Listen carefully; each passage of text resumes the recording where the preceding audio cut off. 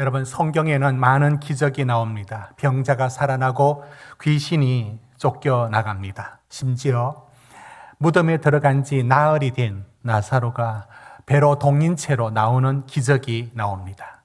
복음이 전해지는 곳, 하나님 나라가 선포되는 곳에서는 하나님 나라의 증거들이 나타났습니다.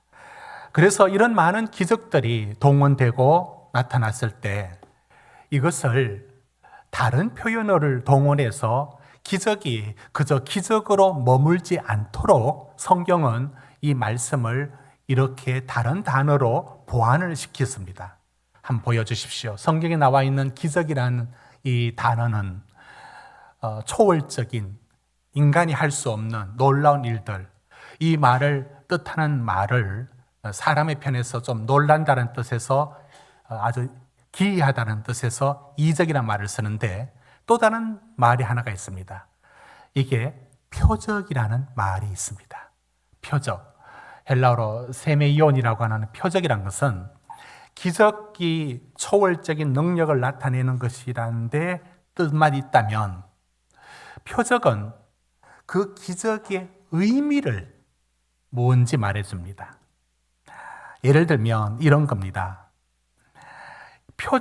예수님의 기적이 표적의 의미로 해석되지 않으면, 와, 놀랍다, 그 놀라운 기적이다, 그런 후에 그게 끝입니다.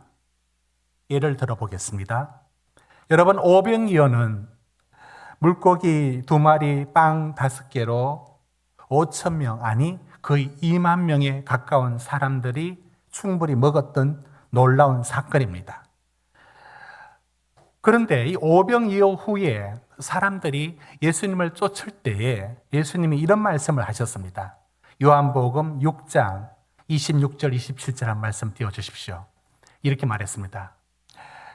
예수께서 대답하여 이르시되 내가 진실로 진실로 너희에게 이르노니 너희가 나를 찾는 것은 표적일 본 까닭이 아니요 떡을 먹고 배부른 까닭이로다. 그러니까 표적을 보고 그 의미를 깨달았다는 게 아니고 떡을 먹고 배가 불렀다. 이것이 예수님을 쫓아다니는 동기. 와, 기적 보고 우리는 배불리 먹을 수 있네. 와, 병이 나을 수 있네. 그거로만 쫓아다녔어요. 그러니까 예수님이 이렇게 말씀했습니다. 27절. 썩을 양식을 위하여 일하지 말고 내가 말하는 게 이 기적으로 병이 낫고 이 기적으로 배불리 먹고 이 기적으로 귀신이 쫓겨나고 그런 것으로 머물지 말고 영생, 그 한 번 먹는 오병이어에서 먹었던 그 먹는 문제 하나가 아니라 영생, 영원한 생명을 주시는 이 차원의 예수, 너희가 그 예수를 만나야 된다라고 말씀하는 겁니다. 그래서 기적은, 이적은 표적이어야 합니다. 표적입니다.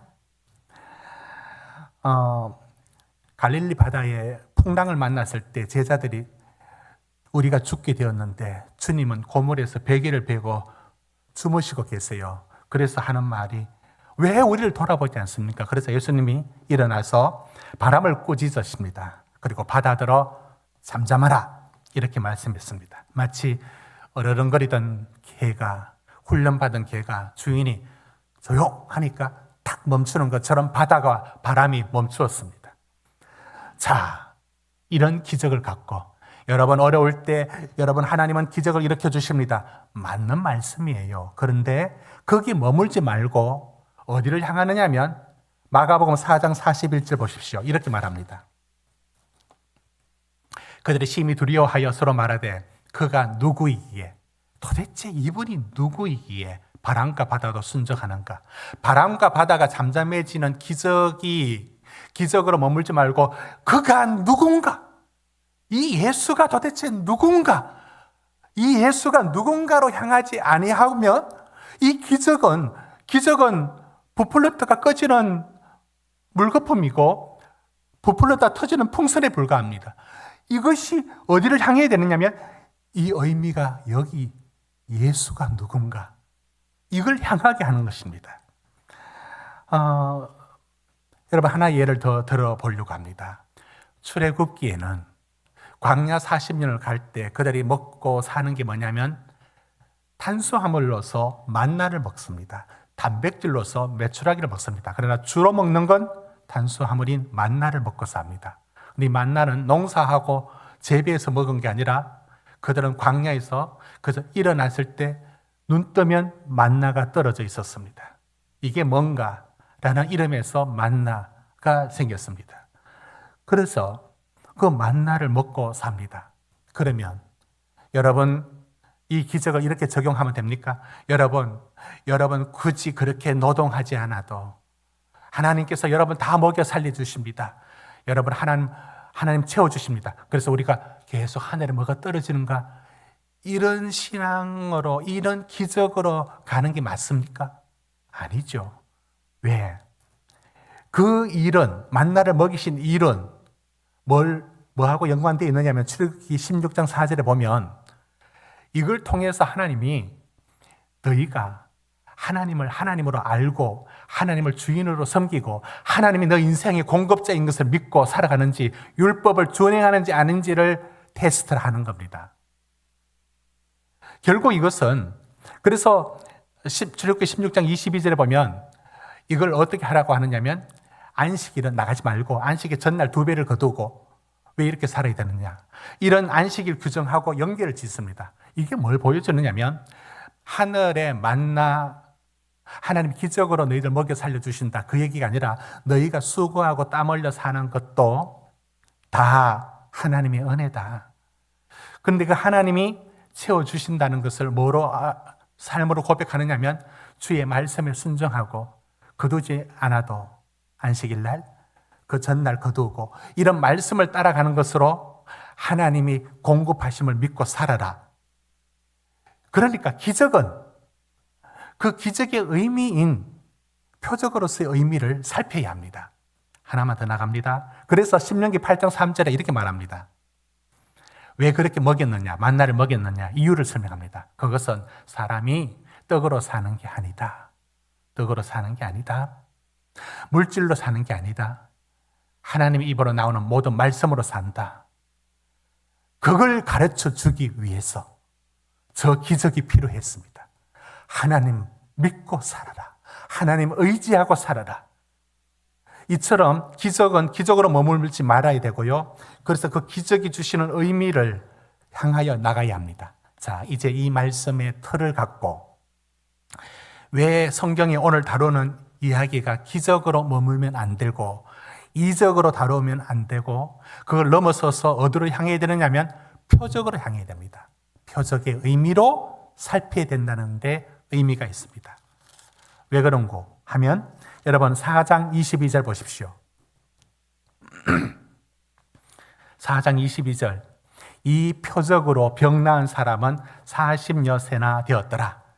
그리하여 여기서 이 기적과 이적이란 말을 써도 되지만 표적이란 말을 사용하여 세메이온이란 말을 사용하여 이 일이 무슨 의미가 있는가를 드러내기 때문입니다. 자, 이제 우리는 오늘 읽었던 말씀이 왜 앞서 이걸 표적으로서 보아야 되는지를 먼저 말씀을 드렸습니다. 만약에 이 표적이란 의미로 살피지 않고 기적으로 나가면 이렇게 됩니다. 초대 교회는 안전뱅이 손은지니까 다 나았고 다 기적이 일어났고 귀신이 다 쫓겨났고 오늘날엔 그런 일이 좀처럼 일어나지 않더라. 이건 뭐가 있지? 이건 믿음이 부족한 건가? 아니면 하나님이 이제는 역사하지 않는 것인가? 기적이 기적으로 머물러 버리면 이 틀을 벗어나지 못하고 이 해석을 여기서 와 부럽다. 어떻게 그렇게 안전뱅이가 일어나고 왜 오늘날에는 안 일어나지? 여러분 이런 식으로 이 말씀이 그때는 좋았고 지금은 잘 일어나지 않는 그런데 지금도 일어나야 되는데 안 되는 뭔가 막혀있는 이 해석을 벗어날 수가 없습니다. 그러니 오늘 말씀은 기적에 머물지 말고 이 말은 이런 기적이 그 자체가 교회에서 일어나야만 그 교회가 참되다는 표징으로 삼을 수 있는 게 아니고 그 뜻이 더 깊은 차원이 있다는 것을 끄집어 내어야 됩니다. 자, 이제 이야기 자체로 들어가 보겠습니다. 오늘 이런 일이 있었습니다. 1절 제9시 오늘날의 시간으로 오후 한 3시 정도에 유대인들이 정한 기도 시간이 있었습니다. 그들은 아직은 유대교 전통을 그대로 이어받았습니다. 그래서 베드로와 요한이 성전에 기도하러 올라가는데 누구를 만나느냐? 여러분 2절의 말씀을 읽어볼까요? 시작. 남에서 목 3장 2절 시작. 못 걷게 된 이를 사람들이 메고 오니 이는 성전에 들어가는 사람들에게 구걸하기 위하여 날마다 미문이라는 성전문에 두는 자라. 누굴 만나느냐면 남에서부터 못 걷는 안전뱅이였습니다. 그런데 사람들이 친척인지 친구인지 부모인지 그를 할 수 있는 도움이 뭐냐면 성전 미문에 많이 다니는 사람들, 그리고 성전에 들어가는 사람들은 왠지 좋은 마음 가질 것 같아서 그곳에 두는 게 할 수 있는 도움의 전부였습니다. 아침에 일어나면 그 사람을 메고, 2절 보십시오. 메고 갔대요. 오늘날에 휠체어 있으면 좋은데 없었으니까 메고 갔답니다. 2사람 정도가 매지 않았겠습니까? 자, 이렇게 메고, 그리고 성전 미문 쪽에 늘 앉는 그 자리에 앉혀둡니다. 그러면 그는 어떤 식으로 구걸을 했을까 생각해 봤습니다. 지하철에 요즘은 별로 안 보이지만 얼마 전까지만 해도 지하철 입구 쪽에 우리 노회가 종로 5가에 있는데 거기 내려서 올라가는 길 쪽에 보면 항상 그 자리에 이렇게 엎드려서 구걸하는 사람이 있었습니다. 저는 그런 사람을 한번 상상해 봅니다. 어떤 사람은 눈빛을 맞추기도 하고 어떤 사람은 아예 그냥 머리를 내리고 이렇게 있는 사람도 있습니다.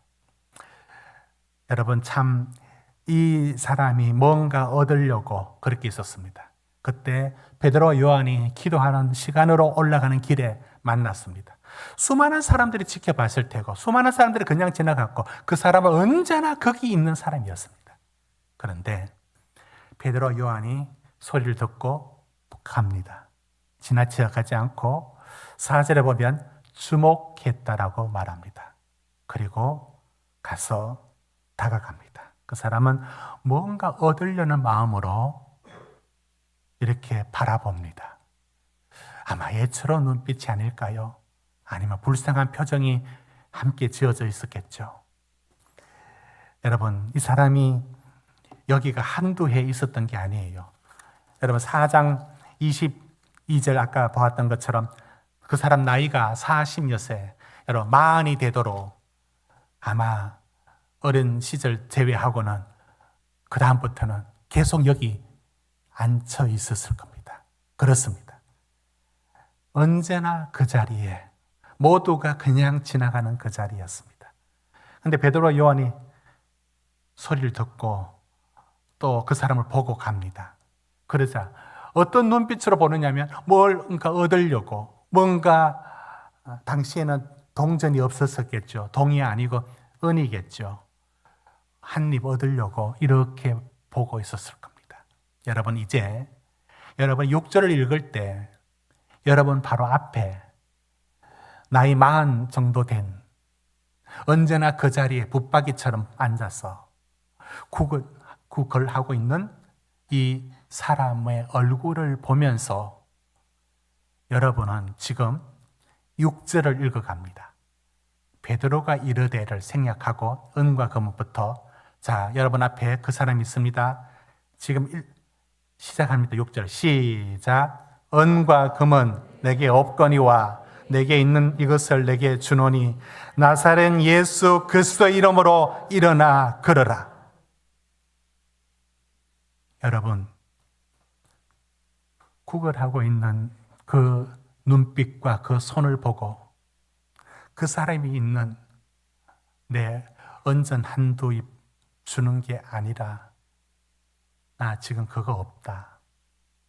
내가 있는 거, 내가 가진 거 줄게. 그리고는 내가 가진 거 이거다. 예수 그리스도의 이름이다. 내가 가진 건 예수 그리스도의 이름인데 그 이름으로 걸어라. 이렇게 했습니다. 저는 이 말을 했던 베드로에게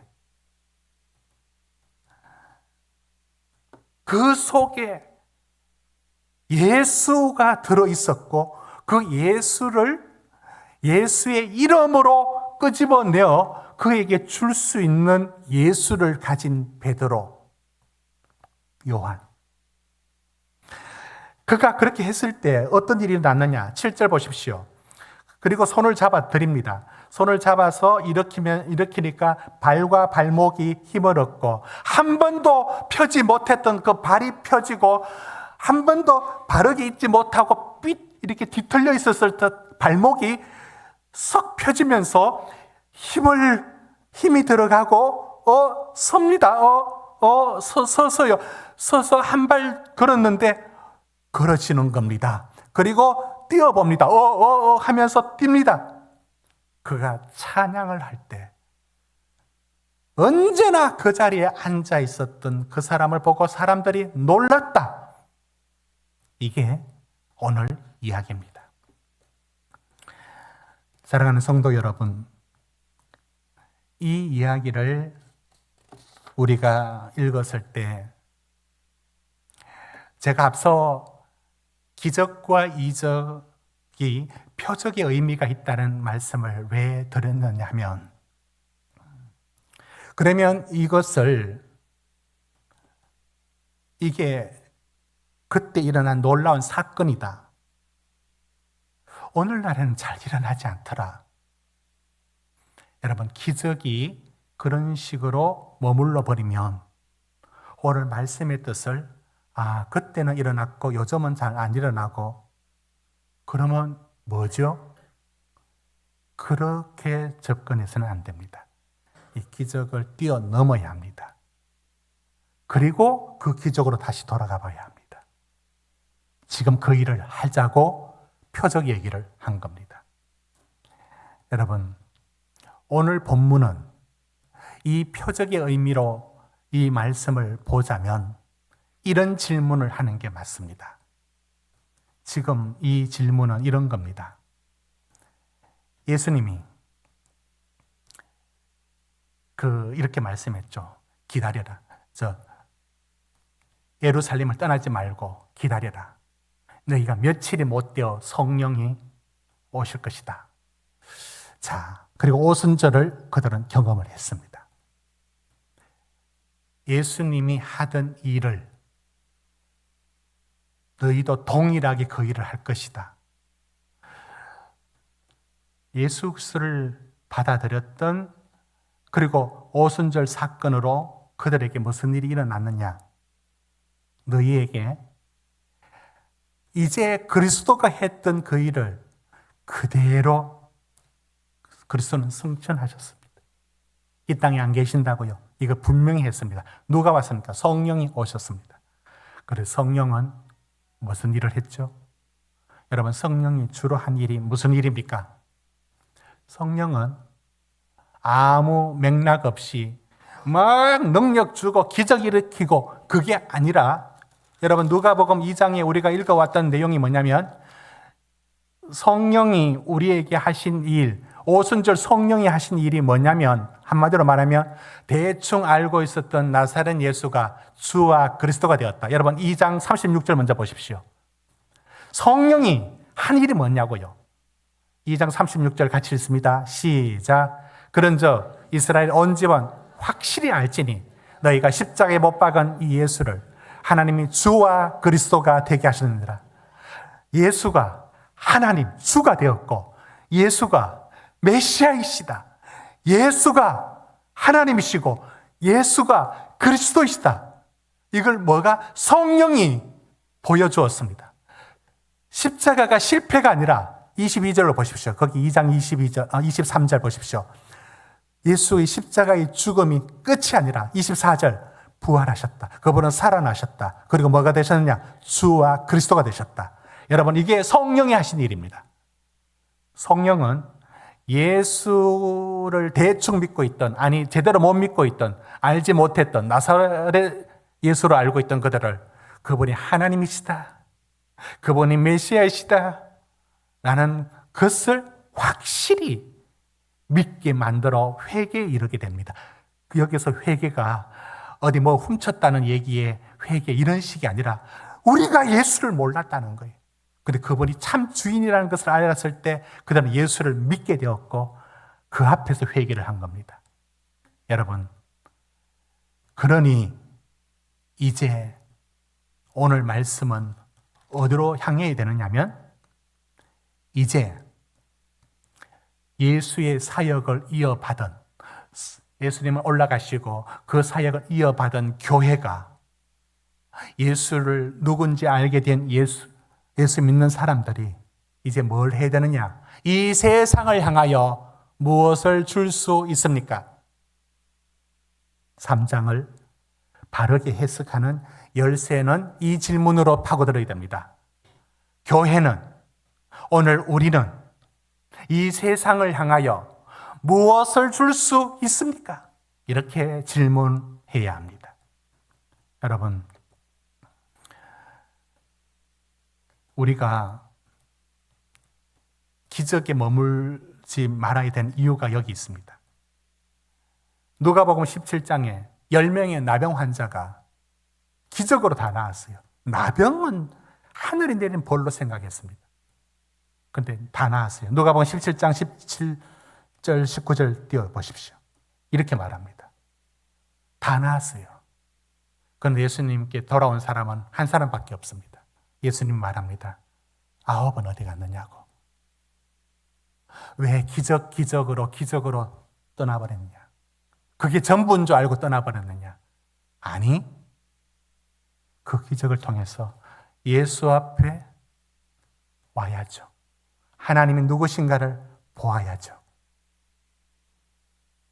성경은 기적에 머물지 말고 그 기적으로 무엇을 말씀하는가를 보아야 된다는 겁니다. 자, 그러면 오늘 우리는 이 질문을 갖고 오늘 본문을 보아야 합니다. 교회는 이 세상을 향하여 무엇을 줄 수 있는가? 이 질문으로 6절을 다시 한번 읽어봅니다. 제가 다시 질문합니다. 우리는 이 세상에 무엇을 줄 수 있는 사람인가? 6절 시작. 베드로가 이르되 은과 금은 내게 없거니와 내게 있는 이것을 내게 주노니 나사렛 예수 그리스도의 이름으로 일어나 걸으라. 뭘 주라는 겁니까? 우리가 이 세상을 향하여 줄 수 있는 것은 은과 금이라는 세상도 줄 수 있는 그건 주지 말라는 뜻이 아니라 그게 필요 없다는 것도 아니고 그런 사역들이 교회에서 하는 것들이 필요 없고 교회가 구제도 하지 말고 여러분 다 필요 없습니다. 은과 금은 내게 없거니와 필요 없습니다. 여러분 상담도 필요 없습니다. 다 이웃을 위해서 섬기는 거 다 필요 없습니다. 우리는 전도만 해야 합니다. 이 본문으로 이렇게 나가면 안 되죠. 우리가 가진 은과 금으로 우리가 가진 이 세상적인 것들 갖고도 우리가 이 지역을 섬김으로 마음을 열어 그리스도를 향하는 길을 평탄케 만드는 일을 해야죠. 그러니까 이게 극단적으로 필요 없다 이렇게 나가면 안 되는 것이고 묻는 것은 이겁니다. 그것만 줘서는 안 된다. 아니 그거는 안 주어도 혹 된다. 뭘 줘야 되느냐? 우리가 줄 수 있는 것은 예수 그리스도의 이름을 줘야 됩니다. 예수 그리스도의 이름으로 그 인생을 바꾸는 상상도 못했던 아니 5절 보십시오. 뭘 얻을까라고 쳐다보고 있는 이게 세상이 우리에게 요구하는 것은 우리가 가진 어떤 것이 아니에요. 세상을 요구하는 건 5절밖에 없어요. 뭘 얻을까? 위로 좀 받아볼까? 이 외로움 좀 달래볼까? 이런 모든 것들이 다 필요 없다가 아니지만 우리가 줄 수 있는 것이 그게 아니라 3장의 첫 사건은 왜 이 사건이 들어왔느냐면 우리가 세상을 향하여 줄 수 있는 것은 예수의 이름입니다. 예수. 여러분, 40년 동안 한 번도 걷지 못한, 무릎이 펴지지 않는, 발목이 뒤틀어져 있었던 그가 어떻게 그럴 수가 있습니까? 이 놀라움이 예수의 이름으로 우리는 이 세상의 그들에게 줄 수 있는 게 이런 것입니다. 상상도 못하는 엄청난 삶의 변화와 모든 것을 뛰어넘는 어떻게 이런 일이 라는 기적에만 초점을 두지 마시고 어떻게 그런 일이라는 그 기적과 같은 놀라운 예수의 안에서 일어나는 변화가 그와 같은 변화들이 있다는 겁니다. 그것을 우리가 줄 수 있느냐? 여러분, 저는 베드로에게 꼭 이런 느낌을 받습니다. 은과 금은 내게 없거니와 내게 있는 것으로 너에게 주노니 나사렛 예수 그리스도 이름으로 손을 잡으면서 일어나라 할 때 베드로는 여기 호주머니에 들어있었던 뭘 내주듯이 여기 품고 있었던 것을 내주듯이 예수를 내어서 줍니다. 여러분, 예수의 이름은 이론이 아니고 부활하신 예수는 살아 역사하시며 생명을 만들어내고 그를 건지며 그를 완전히 새롭게 변화시키는 실제적인 능력이 예수에게 있습니다. 그 예수를 우리는 갖고 계십니까? 여러분은 내줄 예수가 있습니까? 여러분은 그 예수를 보여줄 수 있습니까? 이게 6절의 말씀입니다. 여러분, 요한복음 1장 12절 13절에 이런 말씀이 있습니다. 요한복음, 영접하는 자, 곧 그 이름을 믿는 자들에게는 하나님의 자녀가 되는 권세를 주셨으니. 여러분, 예수의 이름 그거 믿는다 라고 할 때 지식적인 게 오는 게 아니라 예수의 영이 들어오는 거예요. 예수를 믿는다는 것은 예수의 영이 들어오는 겁니다. 영접하는 자. 예수를 가진 사람은 그에게 그 예수가 당신의 삶에 가져오는 게 어떤 것이냐? 여러분, 세상에 줄 수 있는 시시한 것 주려고 오신 게 아니에요.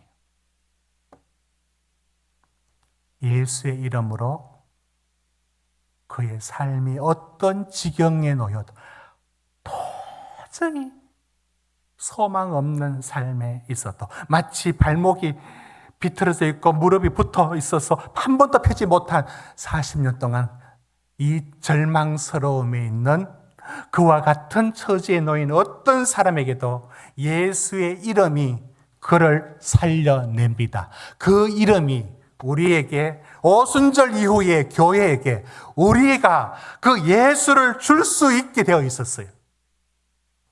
이게 성령이 특정한 선지자들에게 아니라 모든 이에게 말세라고 말했던 그 성령의 역사는 그 예수를 이름을 전해 줄 수 있고 그 예수의 이름의 지식과 이론 그게 아니라 예수가 그 이름으로 그대로 일을 하고 그의 삶을 발목에 힘을 주며 무릎을 세우듯이 일으키는 역사가 여러분은 전해줄 예수를 갖고 계십니까?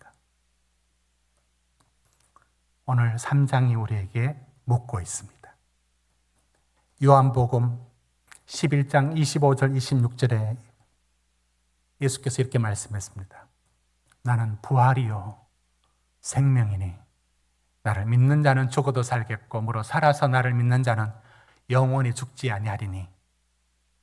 여러분, 우리가 예수에게서 세상에 줄 수 있는 게 예수 믿고 좀 편안해진다, 예수 믿고 어떤 복을 좀 받는다, 예수 믿고 좀 위로가 된다, 나쁜 것 아니고 바라는 거예요. 그러나 그 차원이 아니에요. 예수 안에 생명에 있어서 영생을 얻으며 어떤 이는 죽음을 맞이하여도 죽어도 살아서 믿는 자는 영원히 죽지 아니하고. 왜 영원히 안 죽죠? 이만희는 이걸 갖고 영생을 말하겠죠? 다 죽어요. 근데 왜 안 죽는다 말하죠? 예수의 생명을 가진 사람은 죽어도 죽은 게 아니라 영생을 소유하게 됩니다.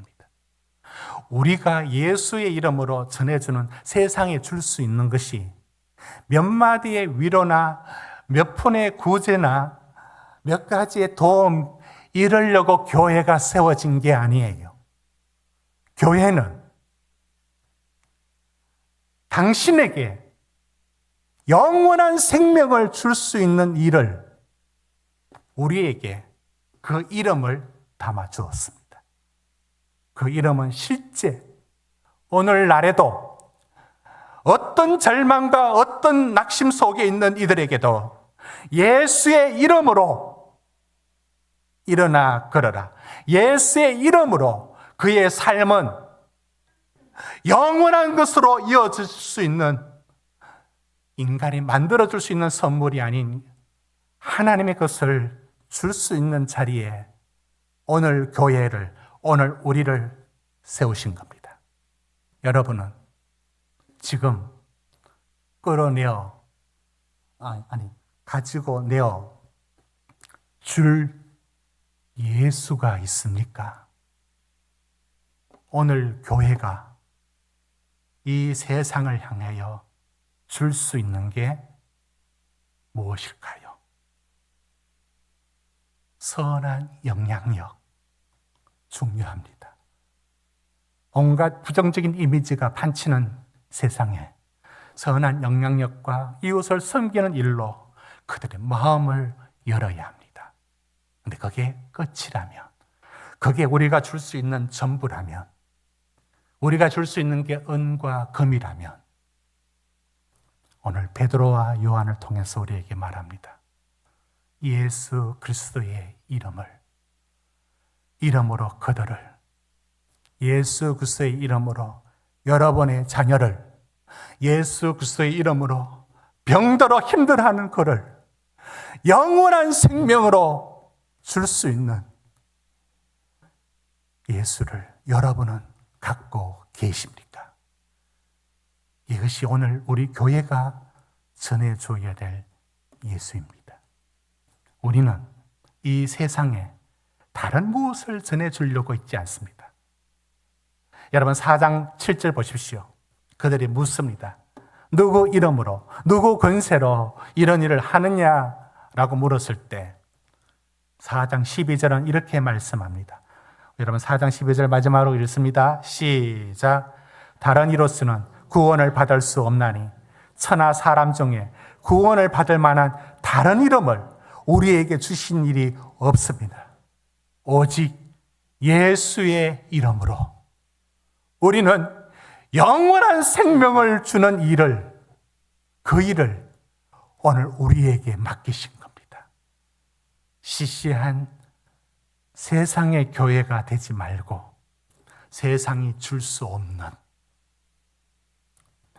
영원한 것을 어떤 절망과 어떤 환경에 놓여 있는 이들을 향해서도 답은 하나.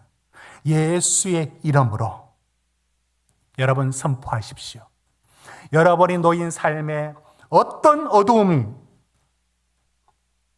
짙게 가로막고 있는 그곳에 여러분이 선포하십시오. 여러분이 두려워하고 여러분이 염려하는 그곳에 선포하십시오. 나사렛 예수의 이름으로 나는 간다. 나는 예수의 이름으로 여러분 상상하는 그 이상의 놀라운 일들이 그 일 안에 어떤 어둠 안에서도 빛을 만들어내듯 하나님의 놀라운 일들이 그리스도의 예수 이름으로 우리에게 일어나는 것을 약속합니다. 이 약속을 믿고 선포할 수 있기를 주의 이름으로 축원합니다.